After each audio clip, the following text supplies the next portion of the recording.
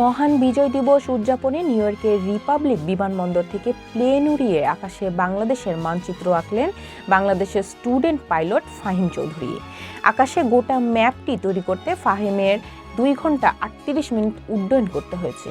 শনিবার মার্কিন যুক্তরাষ্ট্র ওই বিমানবন্দর থেকে মাঝ আকাশে বাংলাদেশের মানচিত্রের রুট ম্যাপ তৈরি করতে স্থানীয় সময় রাত 11টা 16 মিনিটে উড্ডয়ন করেন তিনি, আর রাত 1টা 54 মিনিটে ফ্লাইটটি অবতরণ করে।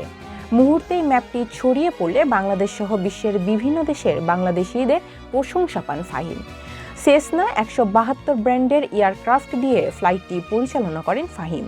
এই কাজে তাকে সহায়তা করেছেন তার বন্ধু আসাদ আব্দুল্লাহ, যিনি পুরো সময় তার পাশে ছিলেন। ফাহিম বাংলাদেশের গ্যালাক্সি ফ্লাইং একাডেমি থেকে প্রাইভেট পাইলট লাইসেন্স অর্জন করেছেন। বর্তমান কমার্শিয়াল পাইলট লাইসেন্সের জন্য মার্কিন যুক্তরাষ্ট্রে প্রশিক্ষণরত আছেন। ফাহিম চৌধুরী গণমাধ্যমকে বলেন, বাংলাদেশের স্বাধীনতা 53 বছর পূর্তিতে একটি বিশেষ কাজ করার চিন্তা থেকে এই ম্যাপটি তৈরি করেছি। ফ্লাইট রাডার ব্যবহার করে মানুষ অনেক ধরনের অদ্ভুত ও সৃজনশীল জিনিস আঁকে, যা দেখে তিনি অনুপ্রাণিত হয়েছেন। যেহেতু বাংলাদেশের ইতিহাস অনেক সংগ্রামী, তাই এই ম্যাপটি তৈরি করতে গিয়ে তিনি চেষ্টা করেছেন বাংলাদেশের স্বাধীনতার ইতিহাস এবং মুক্তিযোদ্ধাদের প্রতি শ্রদ্ধা প্রদর্শন করতে।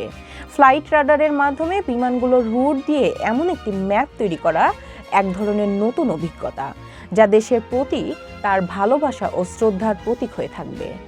আকাশে বাংলাদেশের মানচিত্র আঁকা ফাহিম বলেন, এই ম্যাপ তৈরি করতে গিয়ে তিনি অনেক আবেগ অনুভব করেছেন। বাংলাদেশের স্বাধীনতার ইতিহাসের কথা মনে পড়লে মুক্তিযুদ্ধে যে ত্যাগ ও সংগ্রাম তা কখনোই ভুলে যাওয়া উচিত নয়। এই ম্যাপের মাধ্যমে তিনি শহীদ মুক্তিযোদ্ধাদের প্রতি শ্রদ্ধা নিবেদন করতে চেয়েছেন। তারা যে আত্মত্যাগ করেছেন তা দেশের প্রতি আর তার ভালোবাসার আরও গভীর করে তোলে।